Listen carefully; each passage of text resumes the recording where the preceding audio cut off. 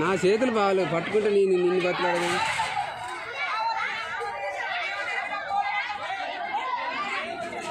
అమ్మ 10 నిమిషాల్లో భలే రచ్చ అయిపోయింది.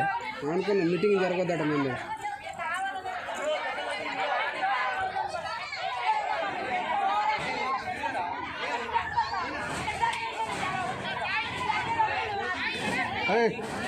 రారా వాళ్ళంటే మనం తిట్టేందిరా బంజనా. అరే సతీష్గా సతీష్ అన్న తెత్తండ్రా. ఎరా నువ్వు అడిపోయా ఏం కాదు. ఓ కోతి ఇంట్లో